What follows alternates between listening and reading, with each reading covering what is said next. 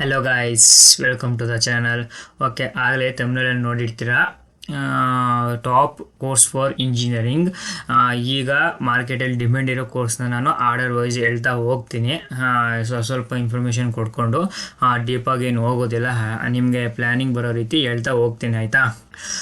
ಇವಾಗ ಎಲ್ಲ ಹೇಳ್ತಾ ಇದ್ದಾರೆ ಬಂದುಬಿಟ್ಟು ಎಲ್ಲ ಜಾಬ್ನು ಕೂಡ ರೀಪ್ಲೇಸ್ ಮಾಡ್ತಾ ಇದೆ ಅಂತ ಹೇಳ್ತಾ ಇದ್ದಾರೆ. ಓಕೆ, ಹಂಗೇನಿಲ್ಲ. ಎಲ್ಲ ಜಾಬ್ಸ್ ಏನು ರೀಪ್ಲೇಸ್ ಮಾಡ್ತಿಲ್ಲ. ಎಲ್ಲೋ ಕೆಲವೊಂದು ಜಾಬ್ಸ್ನ ರೀಪ್ಲೇಸ್ ಮಾಡ್ತಾ ಇರ್ಬೋದು. ಅದು ಯಾವುದಾದ್ರು ಅಂತ ನಾನು ವೀಡಿಯೋ ಮಾಡಿಕೊಡ್ತೀನಿ ನಿಮಗೆ. ಅದು ತುಂಬ ಸರ್ಚ್ ಮಾಡ್ತಾ ಇದ್ದೀನಿ, ತುಂಬ ಟೈಮ್ ಹಿಡಿತಾ ಇದೆ, ಅದಕ್ಕೋಸ್ಕರ ಅದು ವೀಡಿಯೋ ಮಾಡ್ತೀನಿ ನಾನು. ಮತ್ತು ಈ ವಿಡಿಯೋ ಬಂದುಬಿಟ್ಟು ನಿಮ್ಮನ್ನ ಲೈಫ್ ಫ್ಯೂಚರ್ನ ಡಿಸೈಡ್ ಮಾಡುತ್ತೆ, ಆಯಿತಾ. ಅದಕ್ಕೆ ಎಲ್ಲೂ ಕೂಡ ಸ್ಕಿಪ್ ಮಾಡಬೇಡಿ. ಲೈಕ್ ಮಾಡೋರು ಲೈಕ್ ಮಾಡ್ಕೊಳ್ಳಿ, ಆಯಿತಾ. ಸಬ್ಸ್ಕ್ರೈಬ್ ಮಾಡ್ಕೊಳ್ಳಿ ಅಂತ. ಓಕೆ, ಇವಾಗ ನಾವು PDF ಬರೋದಾದರೆ ನಮಗೆ ಇಲ್ಲಿ ಫಸ್ಟ್ ಬರೋದು ಯಾವುದು ಅಂತಂದರೆ ಕಂಪ್ಯೂಟರ್ ಸೈನ್ಸು, ಓಕೆನಾ. ಆಮೇಲೆ ಬರೋದು ನಮಗೆ AML, data science, cyber security, business system ಮತ್ತು ಡಿಸೈನ್ ಬರುತ್ತೆ. ನಾನೇನಾದ್ರು ಪ್ರಿಫೇರ್ ಮಾಡೋದು ನಿಮಗೆ ಏನಂತಂದರೆ ಕಂಪ್ಯೂಟರ್ ಸೈನ್ಸು ಫಸ್ಟು, ಯಾವಾಗಲೂ ಕಂಪ್ಯೂಟರ್ ಸೈನ್ಸ್ ಇಟ್ಕೊಳ್ಳಿ. ಆಮೇಲೆ AML, ಡೇಟಾ ಸೈನ್ಸ್ ಇಟ್ಕೊಳ್ಳಿ, ಓಕೆನಾ. ಯಾಕೆ ನಾನು ಕಂಪ್ಯೂಟರ್ ಸೈನ್ಸ್ ಇಟ್ಕೊಳ್ಳಿ ಅಂತ ಹೇಳ್ತಾ ಇದ್ದೀನಿ ಅಂತಂದರೆ, ನೀವು AML ತಗೋತು ಅಂದರೆ AML ಮಾತ್ರ ಓದ್ತೀರಾ. ಅದೇ ಡೇಟಾ ಸೈನ್ಸು, ಸೈಬರ್ ಸೆಕ್ಯೂರಿಟಿ ಇದೆಲ್ಲ ಸ್ವಲ್ಪನೇ ಓದ್ತೀರಾ. ಅದೇ ನೀವು ಕಂಪ್ಯೂಟರ್ ಸೈನ್ಸ್ ತಗೋತೀರಿ ಅಂತಂದರೆ AML, data science, cyber security, business system, design ಎಲ್ಲನೂ ಕೂಡ ಡೀಪಾಗಿ ಓದ್ತಾ ಹೋಗ್ತೀರಾ. ಅದಕ್ಕೋಸ್ಕರ ನಾನು ಏನು ಹೇಳೋದು ನಿಮಗೆ ಪ್ರಿಫರ್ ಮಾಡೋದಂದರೆ ಕಂಪ್ಯೂಟರ್ ಸೈನ್ಸ್ ಯಾವಾಗಲೂ ಕೂಡ ಫಸ್ಟ್ ಪ್ರಿಫರಲ್ಲಿ ಇಟ್ಕೊಳ್ಳಿ. ಆಮೇಲೆ ಬಂದುಬಿಟ್ಟು AML, ಡೇಟಾ ಸೈನ್ಸ್ ಅಂತ ಇಟ್ಕೋತಾ ಹೋಗಿ, ಆಯಿತಾ. ಮತ್ತು ಕಂಪ್ಯೂಟರ್ ಸೈನ್ಸಲ್ಲಿ ಏನು ಮಾಡ್ತಾರೆ, ಆಲ್ಮೋಸ್ಟ್ ಎಲ್ಲದರಲ್ಲೂ ಕೂಡ ಸೇಮೇ ಮಾಡ್ತಾರೆ. ಆದರೆ ನೀವು ಅದು ಪ್ರಿಫರಾಗಿ ತಗೋತಂತಂದರೆ ಅದನ್ನು ಸ್ವಲ್ಪ ಡೀಪಾಗಿ ಹೇಳ್ತಾ ಹೋಗ್ತಾರೆ, ಆಯಿತಾ. ಮತ್ತು ಇನ್ನು AML ತಗೋತಂದ್ರೆ ನಿಮ್ಗೆ ಏನು ಅಡ್ವಾಂಟೇಜಸ್ ಅಂತಂದರೆ, AML ತುಂಬಾ ಬೂಮ್ ಆಗ್ತಿದೆ ಈಗ. ತುಂಬಾ ಜಾಬ್ ಆಪರ್ಚುನಿಟಿ ಇದ್ದಾವೆ ಈಗ AML ತಗೋತಂದು ನೀವು ಏನಾದರೂ ಅಂದರೆ. ಆದ್ದರಿಂದ AML ಹೋಗ್ತೀನಿ ಅಂದರೆ ಹೋಗ್ಬೋದು. ಮತ್ತು ಡೇಟಾ ಸೈನ್ಸು ಕೂಡ ಏನು ಕಮ್ಮಿ ಇಲ್ಲ, ತುಂಬಾ ಬೂಮಿಂಗ್ ಕೋರ್ಸ್ ಅದು. ಎಲ್ಲರೂ ಕೂಡ AML ಆದಮೇಲೆ ಎಲ್ಲ ಡೇಟಾ ಸೈನ್ಸಿಗೆ ಪ್ರಿಫರ್ ಮಾಡ್ತಾರೆ. ಅದಕ್ಕೋಸ್ಕರ ನೀವು ಡೇಟಾ ಸೈನ್ಸ್ ಹಾಕಿದ್ದೀನಿ ನಾನು. ಡೇಟಾ ಸೈನ್ಸ್ ತಿಳ್ಕೋದ್ರಿಂದ ಆರಾಮಾಗಿ ಹೋಗ್ಬೋದು. ಮತ್ತು ಸೈಬರ್ ಸೆಕ್ಯೂರಿಟಿ, ಬಿಸ್ನೆಸ್ ಸಿಸ್ಟಮು, ಆಮೇಲೆ ಡಿಸೈನು. ಸೈಬರ್ ಸೆಕ್ಯೂರಿಟಿ ಇವಾಗಂತೂ ಎಲ್ಲ ಕಂಟ್ರೀಸ್ಗೂ ಕೂಡ ಸೆಕ್ಯೂರಿಟಿ ಬೇಕು, ಆದ್ದರಿಂದ ತುಂಬಾ ಜಾಬ್ಸ್ ಬರ್ಬೋದು ಮುಂದೆ. ಓಕೆ, ಇನ್ನು ಬಿಸ್ನೆಸ್ ಸಿಸ್ಟಮ್ ಯಾರಿಗೆ ಅಂತಂದರೆ, ಯಾರ್ಯಾರು ಬಿಸ್ನೆಸ್ ಮಾಡಬೇಕಂತ ಇದ್ದೀರಲ್ಲ ಅವೆಲ್ಲ ಇಲ್ಲಿ ಸೇರ್ಕೋದಂದರೆ ತುಂಬಾ ಹೆಲ್ಪ್ ಆಗುತ್ತೆ. ಬಿಸ್ನೆಸ್ ಬಗ್ಗೆನೇ ಇರುತ್ತೆ ನಿಮಗೆ ಆಲ್ಮೋಸ್ಟು, ಆಯಿತಾ. ಅದಕ್ಕೋಸ್ಕರ ಬಿಸ್ನೆಸ್ ಸೇರ್ಕೋತೀನಿ ಅಂದರೆ ಇಲ್ಲಿಗೆ ಹೋಗ್ಬೋದು. ಇನ್ನು ಡಿಸೈನು, ನೀವೇನಾದರೂ ಒಂದು ಆ್ಯಪ್ ಡಿಸೈನ್ ಮಾಡೋದಾಗಿರ್ಬೋದು, ಇಲ್ಲಾಂದರೆ ಆ ಆ್ಯಪು ಡೆವಲಪ್ಮೆಂಟ್ ಮಾಡಿರ್ಬೋದು, ಏನಾದರೂ ಇಂಟ್ರೆಸ್ಟ್ ಇದ್ದರೆ ಆ ಕಡೆ ಫೀಲ್ಡಲ್ಲಿ ನೀವು ಕಂಪ್ಯೂಟರ್ ಸೈನ್ಸು ಮತ್ತು ಡಿಸೈನ್ಗೆ ಹೋಗ್ಬೋದು, ಆಯಿತಾ. ಇಲ್ಲಿ ಈ ಬ್ರಾಂಚಲ್ಲಿ ನೀವು ಯಾವುದೇ ತಗೋತು ಅಂದರೂ ಕೂಡ ನೀವು ಸರ್ವೈವ್ ಆಗ್ಬೋದು, ಆಯಿತಾ. ಮತ್ತು ನಾನು ಏನು ಪ್ರಿಫರ್ ಮಾಡೋದಂದರೆ, ನೀವು ಟಾಪ್ 100 ಕಾಲೇಜ್ ಸಿಕ್ಕಿದ್ರೂ ಕೂಡ ಆರಾಮಾಗಿ ಹೋಗ್ಬೋದು. ಇನ್ನು ಕೆಲವೊಂದು ಕಾಲೇಜಸಲ್ಲಿ ಕಂಪ್ಯೂಟರ್ ಸೈನ್ಸ್ ಪ್ಲೇಸ್ ಆಗಿದೆ ಅಂತ ಹೇಳ್ತಾರೆ, ಆದರೆ ತುಂಬ ಪ್ಯಾಕೇಜ್ ಏನು ಇರೋದಿಲ್ಲ. ತಿಂಗಳಿಗೆ ಒಂದು 30,000-40,000 ಅಂತ ಹೇಳ್ತಾರೆ. ಅಷ್ಟೊಂದು ದುಡ್ಡು ಕೊಟ್ಬಿಟ್ಟು 30,000-40,000 ಹೋಗಾಗುತ್ತಾ? ಅದಕ್ಕೋಸ್ಕರ ಹೇಳ್ತಾ ಇದ್ದೀನಿ, ಟಾಪ್ 100 ಒಳಗಡೆ ಯಾವುದೇ ಕಾಲೇಜ್ ಸಿಕ್ಕಿದ್ರು ಕೂಡ ನೀವು ಆರಾಮಾಗಿ ಹೋಗ್ಬೋದು ಅಂತ ಹೇಳ್ತೀನಿ. ಓಕೆ, ನೀವು ಏನಾದ್ರು ಕಂಪ್ಯೂಟರ್ ಸೈನ್ಸ್ಗೆ ಸೇರ್ಕೋತಂದರೆ ಅಲ್ಲಿ ಫ್ಯೂಚರ್ ಜಾಬ್ಸ್ ನೋಡೋದಾದರೆ ನಮಗೆ ಅದು ಜಾಬ್ ಸಾಫ್ಟ್ವೇರ್ ಡೆವಲಪ್ಮೆಂಟ್ ಸೇರ್ಕೋತಂದರೆ ಸ್ಕಿಲ್ಸು ಯಾವ ಸ್ಕಿಲ್ಸ್ ಅಂತ ಇಲ್ಲ ಹಾಕಿದ್ದಾರೆ. ಜಾವಾ, ಪೈಥಾನು, C++, ಗಿಟ್ಟು, ಎಂಜಲೆ ಅಂತ ಎಲ್ಲಕ್ಕೂ ಕೂಡ ಹಾಕಿದ್ದಾರೆ, ನೋಡ್ಕೊಂಡ್ಬಿಡಿ, ಆಯಿತಾ. ಆವ್ರೇಜ್ ಸ್ಯಾಲರಿ ಇಂಡಿಯಲ್ಲಿ 3 to 20 LPA. Okay, foreign countries ಜಾಸ್ತಿ ಇರುತ್ತೆ, ಇಂಡಿಯಲ್ಲಿ ಬಂತು ಅಂದರೆ ಇಷ್ಟೇ ಇರುತ್ತೆ, ಆಯಿತಾ. ಇನ್ನು ಡೇಟಾ ಸೈಂಟಿಸ್ಟು ಆವ್ರೇಜ್ ಸ್ಯಾಲರಿ ಬಂದ್ಬಿಟ್ಟು 6 to 25 LPA ಇರುತ್ತೆ. ಮತ್ತು AML ಇಂಜಿನಿಯರಿಂಗ್ಗೆ 8 to 30 LPA. ಆಬ್ವಿಯಸ್ಲಿ ಇದೇ ಜಾಸ್ತಿ ಇರುತ್ತೆ ಅಂದ್ಕೊತೀನಿ. ಇನ್ನು ಸೈಬರ್ ಸೆಕ್ಯೂರಿಟಿ ಅನಾಲಿಸ್ಟ್ಗೆ 4 to 22 LPA ಇರುತ್ತೆ. ಕ್ಲೌಡ್ ಇಂಜಿನಿಯರಿಂಗ್ಗೆ 5 to 25 LPA ಇರುತ್ತೆ. ಇನ್ನು ಬ್ಲಾಕ್ ಚೈನ್ ಡೆವಲಪರ್ಗೆ 8 to 18 LPA ಇರುತ್ತೆ. ಗೇಮ್ ಡೆವಲಪರ್ಗೆ 3 to 18 LPA ಇರುತ್ತೆ. ಇನ್ನು ವೆಬ್ ಡೆವಲಪರು ಫುಲ್ ಸ್ಟಾಕ್ ಆಗಿರಬೇಕು, 3 to 15 LPA ಇರುತ್ತೆ. ಇನ್ DevOps engineering average salary ಬಂದುಬಿಟ್ಟು 6 to 20 LPA ಇರುತ್ತೆ. UI ಮತ್ತು UX ಡಿಸೈನರು 4 to 12 LPA ಇರುತ್ತೆ ಅವ್ರಿಗೆ, ಆಯಿತಾ. ಯು ಐ ಡಿಸೈನರ್ ಅಂದರೆ ಏನಿಲ್ಲ, ಯು ಐ ಅಂದರೆ ಯೂಸರ್ ಇಂಟರ್ಫೇಸ್, ಯು ಎಕ್ಸ್ ಅಂದರೆ ಯೂಸರ್ ಎಕ್ಸ್ಪೀರಿಯೆನ್ಸ್ ಅಂತ ಮೀನಿಂಗ್ ಬರುತ್ತೆ. ಓಕೆ, ಅದಕ್ಕೇನು ತಲೆಗೆಡ್ಸ್ಕೊಬೇಡಿ, ನೋಡ್ಕೊಳ್ಳಿ ಅವರೇ ಜಾಬು ಮತ್ತು ಅದಕ್ಕೆ ಏನೇನು ಸ್ಕಿಲ್ಸ್ ಬೇಕಂತ ಕಲ್ತ್ಕೊಳ್ಳಿ ಆಯಿತಾ. ಕಂಪ್ಯೂಟರ್ ಸೈನ್ಸ್ಗೆ ಅಂದರೆ ನೀವು ಸೇರ್ಕೋತಿದ್ದೀರಾ ಅಂದರೆ ಕೋಡಿಂಗ್ ಮತ್ತು ಕಂಪಲ್ಸರಿ ಇರುತ್ತೆ. ಕೋಡಿಂಗ್ ಅಂತೂ ಪ್ರಾಕ್ಟೀಸ್ ಮಾಡ್ಕೋ, ಹೀಗೆ ಪ್ರಾಕ್ಟೀಸ್ ಮಾಡ್ಕೋದು ಅಂದರೆ ಈಸಿ ಆಗುತ್ತೆ ಮುಂದೆ ಹೋಯ್ತಾ ಆಯಿತಾ. ಈಗಲಿಂದ ಪ್ರಾಕ್ಟೀಸ್ ಮಾಡಿ ಅಂತ ನಾನು ಪ್ರಿಫರ್ ಮಾಡ್ತೀನಿ ನಿಮಗೆಲ್ಲ. ಓಕೆನಾ, ಇವಾಗ ಸೆಕೆಂಡ್ ಬರೋದಾದರೆ ಅಲ್ಲಿ ಇನ್ಫಾರ್ಮೇಷನ್ ಸೈನ್ಸ್ ಆ್ಯಂಡ್ ಇಂಜಿನಿಯರಿಂಗು ಆಯಿತಾ. ಇದು ಕೂಡ ಆಬ್ವಿಯಸ್ಲಿ ಸಾಫ್ಟ್ವೇರ್ಗೆ ಬರುತ್ತೆ. ಕಂಪ್ಯೂಟರ್ ಸೈನ್ಸಲ್ಲಿ ಏನು ಸಬ್ಜೆಕ್ಟ್ ಇರುತ್ತೆ ಇದರಲ್ಲೂ ಕೂಡ ಆಲ್ಮೋಸ್ಟ್ ಇರುತ್ತೆ. ಇವಾಗ ಏನಾಗ್ತಿದೆ ಅಂತಂದರೆ ಕಂಪ್ಯೂಟರ್ ಸೈನ್ಸ್ಗೆ ಇನ್ಫಾರ್ಮೇಷನ್ ಸೈನ್ಸ್ನ ಅಟ್ಯಾಚ್ ಮಾಡ್ತಿದ್ದಾರೆ. ಆದ್ದರಿಂದ ಇನ್ಫಾರ್ಮೇಷನ್ ಸೈನ್ಸು ಎಲ್ಲ ಕಾಲೇಜಲ್ಲೂ ಕೂಡ ಕಮ್ಮಿ ಆಗ್ತಾ ಬರ್ತಿದೆ ಆಯಿತಾ. ಆದ್ದರಿಂದ information science computer science almost same ಇರುತ್ತೆ. ನಾನು ಏನಾದರೂ ನಿಮಗೆ ಪ್ರಿಫರ್ ಮಾಡೋದಾದರೆ ಡೇಟಾ ಸೈನ್ಸ್ ಆದಮೇಲೆ ನೀವು ಇದನ್ನು ಪ್ರಿಫರ್ ಮಾಡ್ಬೋದು, ಇನ್ಫಾರ್ಮೇಷನ್ ಸೈನ್ಸ್ ಆಯಿತಾ. ಓಕೆ, ಇದೆಲ್ಲ ಸಾಫ್ಟ್ವೇರ್ ಆಗಿರುತ್ತದೆ. ಸಾಫ್ಟ್ವೇರಲ್ಲಿ ನೀವು ಯಾವುದೇ ಬ್ರಾಂಚ್ ತಗೊಳ್ತು ಅಂತಂದರೂ ನೀವು ಸರ್ವೈವ್ ಆಗ್ಬೋದು. ನಾನು ನಿಮಗೆ ಏನು ಪ್ರಿಫರ್ ಮಾಡ್ತೀನಿ ಅಂದರೆ ಟಾಪ್ 100 ಕಾಲೇಜಸ್ ಮಾತ್ರ ಸೇರ್ಕೊಳ್ಳಿ. 100 ಮೇಲೆ ಯಾಕೆ ಸೇರ್ಕೋಬೇಡಿ ಅಂತಂದರೆ 100 ಮೇಲೆ ಹೋಯ್ತು ಅಂದರೆ ನಿಮಗೆ ಜಾಸ್ತಿ LPA ಇರೋದಿಲ್ಲ, ತುಂಬಾ ಕಡಿಮೆ ಇರುತ್ತೆ. ಆದ್ದರಿಂದ ನೀವು ಟಾಪ್ 100 ಒಳಗಡೆ ನೋಡ್ಕೊಳ್ಳಿ ಅಂತ ಹೇಳ್ತೀನಿ ಆಯಿತಾ. ಇನ್ನು 3ನೇ ಪ್ಲೇಸ್ ಬರುತ್ತಾದರೆ ನಮಗೆ ಎಲೆಕ್ಟ್ರಾನಿಕ್ಸ್ ಆ್ಯಂಡ್ ಕಮ್ಯುನಿಕೇಷನ್ ಇಂಜಿನಿಯರಿಂಗ್ ಆಯಿತಾ. ಇದು ಬಂದುಬಿಟ್ಟು ತುಂಬ ತಾಗೆಸ್ಟ್ ಇರುತ್ತೆ, ತುಂಬ ಕಷ್ಟ ಅಂತ ಹೇಳ್ತಾರೆ. ಆ್ಯಕ್ಚುಲಿ ಏನಕ್ಕೆ ಅಂತ ಗೊತ್ತಿಲ್ಲ, ಎಲ್ಲ ಬ್ರಾಂಚಲ್ಲಿ ಕೇಳಿದ್ರೆ ತುಂಬ ಕಷ್ಟ ಅಂತ ಹೇಳ್ತಾರೆ.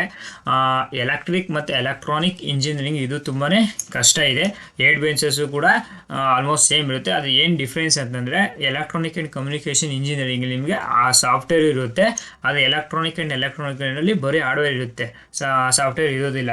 ಇದರಲ್ಲಿ ಬಂತು ಅಂದರೆ ನಿಮಗೆ ಸಾಫ್ಟ್ವೇರ್ ಹಾರ್ಡ್ವೇರ್ ಎರಡು ಕೂಡ ಕಲಿಯೋದು. ಇದೇ ಅಡ್ವಾಂಟೇಜು, ಮೇನ್ ಅಡ್ವಾಂಟೇಜು ಇದೆ ಎಲೆಕ್ಟ್ರಾನಿಕ್ಸ್ ಆ್ಯಂಡ್ ಕಮ್ಯುನಿಕೇಷನ್ ಇಂಜಿನಿಯರಿಂಗಲ್ಲಿ ಆಯಿತಾ. ಮತ್ತು ಎಲೆಕ್ಟ್ರಿಕ್ ಮತ್ತು ಎಲೆಕ್ಟ್ರಾನಿಕ್ ತುಂಬಾ ತಾಗಿರುತ್ತೆ, ತುಂಬಾ ಕಷ್ಟ ಇರುತ್ತೆ ಆ್ಯಕ್ಚುಲಿ ಇದು ಆಯಿತಾ. ನೀವೇನಾದರೂ ಫಿಸಿಕ್ಸ್ ಇಷ್ಟ ಇದೆ, ಅದರಲ್ಲಿ ಇಂಟ್ರೆಸ್ಟ್ ಇದೆ ಆ ಫೀಲ್ಡಲ್ಲಿ, ಫಿಸಿಕ್ಸ್ ಫೀಲ್ಡಲ್ಲಿ ಅಂತಂದರೆ ನೀವು ಇವೆರಡರಲ್ಲಿ ಯಾವ ಬ್ರಾಂಚ್ ಅದು ಕೂಡ ತೊಗೋಬೋದು ಆಯಿತಾ. ಇದರಲ್ಲಿ ಮುಂದೆ ನಿಮಗೆ ಫ್ಯೂಚರಲ್ಲಿ ಜಾಬ್ಸ್ ನೋಡೋದಾದರೆ embedded system engineering, okay, hardware ಆಗಿರ್ತದೆ. ಇವೆಲ್ಲ ಜಾಬ್ಸ್ ಎಲ್ಲ ಹಾರ್ಡ್ವೇರ್ ಆಗಿರ್ತದೆ. ಇಲ್ಲಿ ನಿಮಗೆ ಸ್ಯಾಲರಿ ಬಂದ್ಬಿಟ್ಟು 7 to 24 LPA ಆಗಿರುತ್ತೆ. ಅವರೇಜ್ ಸ್ಯಾಲರಿ ಇಂಡಿಯಾದಲ್ಲಿ, ಫಾರಿನ್ಸ್ ಕಂಟ್ರೀಸ್ ಮಾಮೂಲಿ ಜಾಸ್ತಿ ಇರುತ್ತೆ ಆಯಿತಾ. VLSI ಡಿಸೈನ್ ಇಂಜಿನಿಯರಿಂಗು ಅಲ್ಲಿ 9 to 20 LPA ಇರುತ್ತೆ ನಿಮಗೆ ಅವರೇಜು. ಮತ್ತು IoT ಸಿಸ್ಟಮ್ ಆರ್ಕಿಟೆಕ್ಚು 8 to 18 LPA ಇರುತ್ತೆ. ಮತ್ತು RFA engineering 4 to 20 LPA average salary ನಿಮಗೆ ಆಯಿತಾ. Automatic electronic engineering 8 to 20 LPA ಇರುತ್ತೆ ಅವರೇಜ್ ಸ್ಯಾಲರಿ. ಮತ್ತು ಹಾರ್ಡ್ವೇರ್ ಡಿಸೈನರ್ ಇಂಜಿನಿಯರಿಂಗ್ ಬಂದ್ಬಿಟ್ಟು 6 to 16 LPA ಇರುತ್ತೆ. ಮತ್ತು ರೋಬೋಟಿಕ್ ಇಂಜಿನಿಯರಿಂಗ್ ಬಂದ್ಬಿಟ್ಟು 6 to 20 LPA ಇರುತ್ತೆ. ಮತ್ತು ಟೆಲಿಕಮ್ಯುನಿಕೇಷನ್ ಇಂಜಿನಿಯರಿಂಗ್ ಬಂದ್ಬಿಟ್ಟು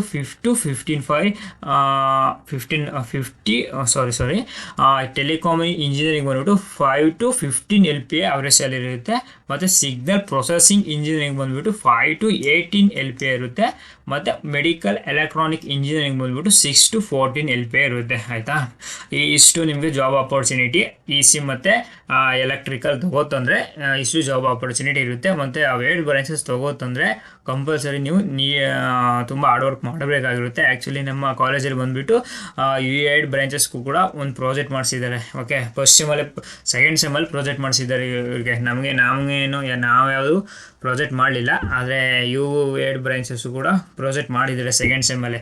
ಅದಕ್ಕೋಸ್ಕರ ಇನ್ನು ಬ್ರಾಂಚ್ಗೆ ಹೋದ್ಮೇಲೆ ಇನ್ನೆಷ್ಟು ಪ್ರಾಜೆಕ್ಟ್ ಮಾಡ್ಬೋದು ಆಯಿತಾ. ಅದಕ್ಕೋಸ್ಕರ ತುಂಬಾ ಕಷ್ಟ ಇರುತ್ತೆ. ನೀವು ಏನಾದರೂ ಚೆನ್ನಾಗಿ ಓದ್ತೀನಿ ಅಂದರೆ ಈ ಬ್ರಾಂಚಸ್ಗೆ ಹೋಗ್ಬೋದು ಆಯಿತಾ. ನೆಕ್ಸ್ಟ್ ಬರೋ ಬ್ರಾಂಚು ಕಂಪ್ಯೂಟರ್ ಇಂಜಿನಿಯರಿಂಗ್. ಇದು ಕೂಡ ಕಂಪ್ಯೂಟರ್ ಸೈನ್ಸ್ ಅಲೆಡ್ ಬ್ರಾಂಚಿಂದ ಹೇಳ್ತಾರೆ. ಅದೇ ಕಂಪ್ಯೂಟರ್ ಇಂಜಿನಿಯರಿಂಗು ಬಂದುಬಿಟ್ಟು ಸ್ವಲ್ಪ ಹಾರ್ಡ್ವೇರು ಕೂಡ ಇರುತ್ತೆ. ಆದ್ದರಿಂದ ನಾನು 5th ಪ್ಲೇಸ್ಗೆ ಹಾಕ್ಕೊಂಡಿದ್ದೀನಿ ಇದನ್ನು. ನೀವೇನಾದರೂ 5th ಪ್ಲೇಸಲ್ಲಿ ನೀವು ಪ್ರಿಫರ್ ಮಾಡ್ಬೋದು ಇದನ್ನು. ಇದರಲ್ಲಿ ನಿಮ್ಗೆ ಹಾರ್ಡ್ವೇರ್ ಇರುತ್ತೆ, ಸಾಫ್ಟ್ವೇರ್ ಇರುತ್ತೆ. ಮತ್ತು ಕಂಪ್ಯೂಟರ್ ಸೈನ್ಸು ಮತ್ತು ಕಂಪ್ಯೂಟರ್ ಇಂಜಿನಿಯರಿಂಗು ತುಂಬಾ ಡಿಫ್ರೆಂಟ್ ಇದೆ ಆಯಿತಾ. ಎರಡಕ್ಕೂ ಡಿಫ್ರೆಂಟ್ ತಿಳ್ಕೊಳ್ಳಿ. ನೀವೇನಾದರೂ ಸೇರ್ಕೋಬೇಕಂದ್ರೆ ಕಂಪ್ಯೂಟರ್ ಸೈನ್ಸ್ಗೆ ಹೋಗಿ ಅಂತ ಹೇಳ್ತೀನಿ, ಕಂಪ್ಯೂಟರ್ ಇಂಜಿನಿಯರಿಂಗ್ ಹೋಗ್ಬಿಡಿ. ಅದು ಸ್ವಲ್ಪ ಹಾರ್ಡ್ವೇರ್ ಇರುತ್ತೆ ಆಯಿತಾ. ಅದಕ್ಕೆ ಅಷ್ಟೊಂದೇನು ಪ್ಲೇಸ್ಮೆಂಟ್ ಇಲ್ಲ. ಓಕೆ, ಅದಕ್ಕೆ ಡಿಫ್ರೆನ್ಸ್ ಏನಾದ್ರು ಗೊತ್ತಾಗಿಲ್ಲ ಅಂದರೆ ಇಲ್ಲಿ ನೋಡ್ಕೊಳ್ಳಿ.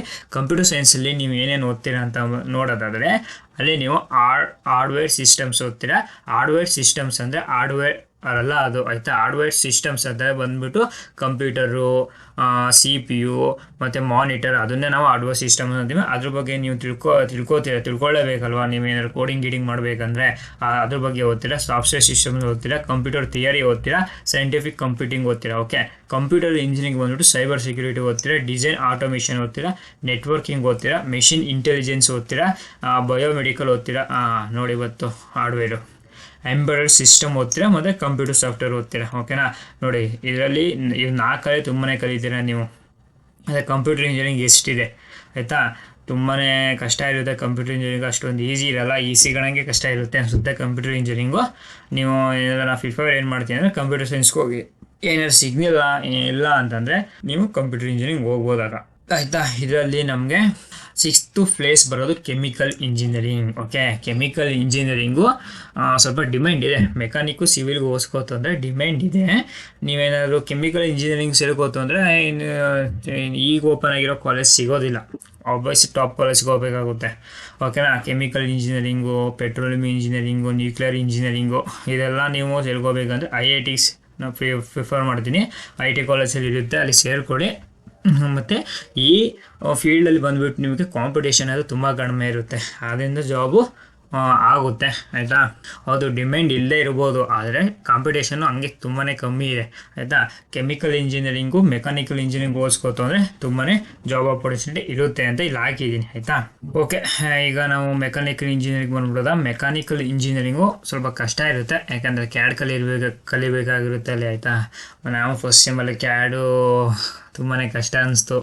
ಓಕೆನಾ. ಮೆಕ್ಯಾನಿಕಲ್ ಇಂಜಿನಿಯರಿಂಗ್ ಆಗಿರೋರು ಕ್ಯಾಡ್ ಅಂತೂ ಕಲಿಯಲೇಬೇಕಾಗಿರುತ್ತೆ. ಮೆಕ್ಯಾನಿಕ್ ಇಂಜಿನಿಯರಿಂಗ್ ಇದಂತೂ ತುಂಬ ಕಂಪಲ್ಸರಿ ಇರುತ್ತೆ ಕ್ಯಾಡ್ ಕಲಿಯೋದು. ಮೆಕ್ಯಾನಿಕ್ ಇಂಜಿನಿಯರಿಂಗಲ್ಲಿ ಸ್ವಲ್ಪ ಕಷ್ಟ ಅನಿಸುತ್ತೆ ಅದು ಆಯಿತಾ. ಓಕೆ, ಅದರಲ್ಲಿ ಜಾಬ್ ಆಪರ್ಚುನಿಟಿ ಬಂದರೆ ಮೆಕ್ಯಾನಿಕಲ್ ಇಂಜಿನಿಯರಿಂಗಲ್ಲಿ ಈ ಮೆಕ್ಯಾನಿಕ್ ಇಂಜಿನಿಯರಿಂಗ್ ಇವೆಲ್ಲ ಹಾರ್ಡ್ವೇರೇ ಆಗಿರ್ತದೆ ಆಯಿತಾ. ಇದರಲ್ಲಿ ನೀವು ರೋಬೋಟಿಕ್ ಇಂಜಿನಿಯರಿಂಗ್ ಜಾಬ್ಗೆ ಹೋಗ್ಬೋದು. ಅಲ್ಲಿ ಸ್ಕಿಲ್ಸು ನೋಡ್ಕೊಂಡ್ಬಿಡಿ ಆಯಿತಾ. ಇದರಲ್ಲಿ ಅವರೇಜ್ ಸ್ಯಾಲರಿ ಬಂದ್ಬಿಟ್ಟು 6 to 20 LPA ಇರುತ್ತೆ. ಡಿಸೈನ್ ಆ್ಯಂಡ್ ಕ್ಯಾಡ್ ಇಂಜಿನಿಯರಿಂಗ್ ಹೇಳೋದಲ್ಲ, ಕ್ಯಾಡ್ ಕಲಿಬೇಕಂತ ಅದೇ ಇದು. ಇದರಲ್ಲಿ ಏನೇನು ನಿಮಗೆ ಸ್ಕಿಲ್ಸ್ ಇರಬೇಕಂತ ನೋಡ್ಕೊಳ್ಳಿ ಆಯಿತಾ. ಇನ್ನು ಇದರಲ್ಲಿ ಅವರೇಜ್ ಸ್ಯಾಲರಿ ಬಂದ್ಬಿಟ್ಟು 6 to 12 LPA ಇರುತ್ತೆ. ಇನ್ನು ರಿನ್ಯೂವಲ್ ಎನರ್ಜಿ ಇಂಜಿನಿಯರಿಂಗು, ಓಕೆ, ಇದರಲ್ಲಿ ಅವರೇಜ್ ಸ್ಯಾಲರಿ ಬಂದ್ಬಿಟ್ಟು 6 to 15 LPA ಇರುತ್ತೆ. ಇನ್ನು ಏರೋಸ್ಪೇಸ್ ಇಂಜಿನಿಯರಿಂಗ್ ಕೂಡ ಆಗ್ಬೋದು, ಇದರಲ್ಲಿ 8 to 25 LPA ಇರುತ್ತೆ. ಇನ್ನು ಅಡಿಟಿವ್ ಮ್ಯಾನುಫ್ಯಾಕ್ಚರಿಂಗ್ ಸ್ಪೆಷಲಿಸ್ಟ್ ಆಗ್ಬೋದು, 6 to 18 LPA ಇರುತ್ತೆ ಅವರೇಜು. ಮತ್ತು ಆಟೋಮೇಷನ್ ಆ್ಯಂಡ್ ಕಂಟ್ರೋಲ್ ಇಂಜಿನಿಯರಿಂಗು, ಇದಕ್ಕೆ ಅವರೇಜ್ ಬಂದುಬಿಟ್ಟು 5 to 14 LPA ಇರುತ್ತೆ. ಮತ್ತು ಥರ್ಮಲ್ ಸಿಸ್ಟಮ್ ಇಂಜಿನಿಯರಿಂಗ್ ಆದರೆ ನೀವು 5 to 12 LPA ಇರುತ್ತೆ. ಮತ್ತು ಆಟೋಮೇಟಿವ್ ಇಂಜಿನಿಯರಿಂಗ್ ಆಯಿತು ಅಂದರೆ 6 to 20 LPA ಇರುತ್ತೆ. ನ್ಯಾನೋ ಟೆಕ್ನಾಲಜಿ ಇಂಜಿನಿಯರಿಂಗ್ ಆದರೆ 7 to 18 LPA ಇರುತ್ತೆ. ಮತ್ತು ಇಂಡಸ್ಟ್ರಿ 4.0 ಕನ್ಸಲ್ಟ್ ಇದು ಬಂದುಬಿಟ್ಟು ಅವರೇಜು 8 to 22 LPA ಇರುತ್ತೆ ಆಯಿತಾ. ಸಿವಿಲ್ಗೆ ಹೋಲಿಸ್ಕೋತು ಅಂದರೆ ಮೆಕ್ಯಾನಿಕ್ ಸ್ವಲ್ಪ ಚೆನ್ನಾಗಿರುತ್ತೆ, ಆದರೆ ಇದರಲ್ಲಿ ಬಂದುಬಿಟ್ಟು ಗರ್ಲ್ಸ್ ತುಂಬ ಕಡಿಮೆ ಇರುತ್ತೆ. ಗರ್ಲ್ಸು ತುಂಬ ಕಡಿಮೆ ಇರ್ತಾರೆ ಮೆಕ್ಯಾನಿಕ್ ಇಂಜಿನಿಯರಿಂಗಲ್ಲಿ ಬಂದುಬಿಟ್ಟು, ಯಾಕಂತ ಗೊತ್ತಿಲ್ಲ. ಆದರೆ ಇದರಲ್ಲಿ ಬಂದುಬಿಟ್ಟು ತುಂಬಾ ಕಮ್ಮಿ ಇರ್ತಾರೆ. ಓಕೆ, ಹಾರ್ಡ್ವೇರಲ್ಲಿ ತುಂಬಾ ಕಮ್ಮಿ ಇರ್ತಾರೆ. ಅದರಲ್ಲಂತೂ ಮೆಕ್ಯಾನಿಕಲ್ ಸಿವಿಲಲ್ಲಿ ತುಂಬಾ ಕಡಿಮೆ ಇರ್ತಾರೆ. ಅದಕ್ಕೂ ಹೋಲಿಸ್ಕೋತು ಅಂದರೆ ಮೆಕ್ಯಾನಿಕಲ್ ಇಂಜಿನಿಯರಿಂಗ್ ತುಂಬಾ ಕಡಿಮೆ ಇರ್ತಾರೆ ಗರ್ಲ್ಸು, ಅದು ಏಕೆ ಅಂತ ಗೊತ್ತಿಲ್ಲ ಯಾಕೆನಾ. ಇನ್ನು ನಾವು ಲಾಸ್ಟ್ ಬಂದುಬಿಟ್ಟು ನಮಗೆ ಸಿವಿಲ್ ಇಂಜಿನಿಯರಿಂಗ್. ಯಾಕೆ ಅಂದರೆ ಸಿವಿಲ್ ಇಂಜಿನಿಯರಿಂಗ್ ಜಾಬ್ಸೇ ಇಲ್ಲ ಈಗ ಆಯಿತಾ. ಟಾಪ್ ಕಾಲೇಜಸ್ಗೆ ಹೋಯ್ತು ಅಂದರೆ ಸರ್ವೈವ್ ಆಗ್ಬೋದು ಅಷ್ಟೇ ಸಿವಿಲ್ ಇಂಜಿನಿಯರು. ಅದು ಬಿಟ್ಬಿಟ್ಟು ಬೇರೆ ಕಾಲೇಜ್ಗೆ ಹೋಯ್ತು ಅಂದರೆ ಸರ್ವೈವ್ ಆಗೋದು ತುಂಬಾ ಕಷ್ಟ ಆಗ್ತಿದೆ. ಆ್ಯಕ್ಚುಲಿ ಹೇಳಬೇಕಂದ್ರೆ ತುಂಬಾ ಕಡಿಮೆ ಆಗ್ತಿದೆ ಜಾಬ್ಸ್ ಎಲ್ಲ ಕಾಲೇಜಲ್ಲೂ ಕೂಡ ಸಿವಿಲ್ ಇಂಜಿನಿಯರು. ಅದಕ್ಕೆ ನಾನು ಲಾಸ್ಟಲ್ಲಿ ಪ್ರಿಫರ್ ಮಾಡ್ತೀನಿ ನಿಮಗೆ ಸಿವಿಲ್ ಇಂಜಿನಿಯರಿಂಗು ಆಯಿತಾ. ಅದರಲ್ಲೂ job opportunities, future job opportunities ಬಂತು ಅಂತಂದರೆ ಸಿವಿಲ್ ಇಂಜಿನಿಯರಿಂಗಲ್ಲಿ ನೀವು ಸ್ಟ್ರಕ್ಚರಲ್ ಇಂಜಿನಿಯರಿಂಗು ಅದಕ್ಕೆ ಸ್ಕಿಲ್ಸ್ ನೋಡ್ಕೊಳ್ಳಿ. ಅದಕ್ಕೆ ಅವರೇಜ್ ಸ್ಯಾಲರಿ ಬಂದ್ಬಿಟ್ಟು ತುಂಬಾ ಕಡಿಮೆ ಇದೆ ಆ್ಯಕ್ಚುಲಿ ಸಿವಿಲ್ದು, 4 to 12 LPA ಇರುತ್ತೆ. ಮತ್ತು ಟ್ರಾನ್ಸ್ಪೋರ್ಟೇಷನ್ ಇಂಜಿನಿಯರಿಂಗು ಅವರೇಜ್ ಸ್ಯಾಲರಿ ಬಂದ್ಬಿಟ್ಟು 4 to 10 LPA ಇರುತ್ತೆ. ಎನ್ವಿರಾನ್ಮೆಂಟಲ್ ಇಂಜಿನಿಯರಿಂಗ್ ಬಂದುಬಿಟ್ಟು 4 to 8 LPA ಇರುತ್ತೆ. ಮತ್ತು BM ಸ್ಪೆಷಲಿಸ್ಟು ಇದು ಕೂಡ ಆಗ್ಬೋದು, 5 to 12 LPA ಇರುತ್ತೆ. ಮತ್ತು ಸ್ಮಾರ್ಟ್ ಸಿಟಿ ಇನ್ಫ್ರಾಸ್ಟ್ರಕ್ಚರ್ ಪ್ಲ್ಯಾನರ್ ಕೂಡ ಆಗ್ಬೋದು, 6 to 15 LPA ಇರುತ್ತೆ. ಜಿಯೋ ಟೆಕ್ನಿಕಲ್ ಇಂಜಿನಿಯರಿಂಗ್ ಕೂಡ ಆಗ್ಬೋದು, 3.5 to 7 LPI ಇರುತ್ತೆ ಅವರೇಜ್. ಇದು ಕನ್ಸ್ಟ್ರಕ್ಷನ್ ಮ್ಯಾನೇಜರು, ಇದಕ್ಕೆ ಅವರೇಜ್ ಬಂದುಬಿಟ್ಟು 5 to 15 LPI ಇರುತ್ತೆ. ಮತ್ತು ರಿನ್ಯೂವಲ್ ಎನರ್ಜಿ ಇನ್ಫ್ರಾಸ್ಟ್ರಕ್ಚರ್ ಡಿಸೈನರು, ಇದಕ್ಕೆ ಅವರೇಜ್ ಬಂದುಬಿಟ್ಟು 6 to 14 LPI ಇರುತ್ತೆ. ಮತ್ತು ಮಾಡಲ್ ಕನ್ಸ್ಟ್ರಕ್ಷನ್ ಇಂಜಿನಿಯರಿಂಗ್ ಬಂದುಬಿಟ್ಟು 5 to 12 LPI ಆಗಿರುತ್ತೆ. ಮತ್ತು digital disaster resilient infrastructure expert, okay, ಇದಕ್ಕೆ ಅವರೇಜ್ ಬಂದ್ಬಿಟ್ಟು 6 to 16 LPI ಇರುತ್ತೆ. ಇದೆಲ್ಲ ಕೀ ಸ್ಕಿಲ್ಸು, ಇವೆಲ್ಲ ಜಾಬ್ಸ್ಗೆ ಸ್ಕಿಲ್ಸು ನೋಡ್ಕೊಂಡ್ಬಿಡಿ ಆಯಿತಾ ನೀಟಾಗಿ. ಓಕೆ, ಇವಾಗ ನೀವೇನಾದರೂ ಓಕೆ ಎಲ್ಲ ಹೇಳಿದ್ದೀನಿ ಅಂತ ಅನ್ಕೋತೀನಿ. ನೀವೇನಾದರೂ ದುಡ್ಡು ಮಾಡಬೇಕು ಇಂಜಿನಿಯರಿಂಗ್ ಫೀಲ್ಡಾಗಿ ಬಂದು ಅಂತ ಅಂದರೆ ನಾನು ನಿಮಗೆ ಪ್ರಿಫರ್ ಮಾಡೋದು ಒಂದು ಸಾಫ್ಟ್ವೇರ್ಗೆ ಹೋಗಿ ಅಂತ ಹೇಳ್ತೀನಿ. ಯಾಕೆಂದರೆ ಸಾಫ್ಟ್ವೇರ್ಲಿ ತುಂಬಾ ದುಡ್ಡು ಮಾಡ್ಬೋದು ಆಯಿತಾ. ಎಲ್ಲದು ಆ್ಯಕ್ಚುಲಿ ಇಂಜಿನಿಯರಿಂಗ್ ಸೇರ್ಕೊಳ್ಳೋದೇನಕ್ಕೆ ಎಲ್ಲರೂ ಕೂಡ ಇನ್ ಎಂಡ್ ಆಫ್ ದ ಡೇ ದುಡ್ಡು ಮಾಡ್ಬೋದಂತ. ಓಕೆ, ನೀವೇನಾದ್ರು ದುಡ್ಡು ಮಾಡಬೇಕಂತಂದರೆ ಆಬ್ವಿಯಸ್ಲಿ ಸಾಫ್ಟ್ವೇರ್ ಇದಕ್ಕೆ ಹೋಗಿ ಅಂತ ಹೇಳ್ತೀನಿ. ಇಲ್ಲ ನನಗೆ ಫ್ಯಾಷನ್ ಇದೆ, ನಾವು ಹೋದರೆ ಮೆಕ್ಯಾನಿಕ್ಕು ಮತ್ತು ಸಿವಿಲ್ಗೆ ಹೋಗ್ತೀನಿ ಅಂದರೆ ಹೋಗ್ಬೋದು. ತುಂಬ ಆ್ಯಕ್ಚುಲಿ ಮೆಕ್ಯಾನಿಕಲ್ಲಿ ತುಂಬಾ ಫ್ಯಾಷನ್ ಇದೆ ಆಯಿತಾ. ಇನ್ನೇನು ಹೇಳಿಲ್ಲ, ಎಲ್ಲ ಹೇಳಬೇಕು ಅಂದ್ಕೊಂಡಿದ್ದು ಹೇಳಿದ್ದೀನಿ. ಏನಾರ ನಿಮಗೆ ಡೌಟ್ ಬಂತಂದರೆ ಕಮೆಂಟ್ ಮಾಡಿ ಆಯಿತಾ. ಅಷ್ಟೇ, ಇನ್ನೇನಿಲ್ಲ. ಓಕೆ ಲೈಕ್ ಮಾಡ್ಕೊಳ್ಳಿ. ಓಕೆ, ಇಷ್ಟು ನೋಡಿದ್ದೀರಾ ಅಂದಮೇಲೆ ವಿಡಿಯೋ ಅಂತೂ ಇಷ್ಟ ಆಗೇ ಆಗಿರ್ತದೆ. ಲೈಕ್ ಮಾಡಿ ಮರಿಬೇಡಿ.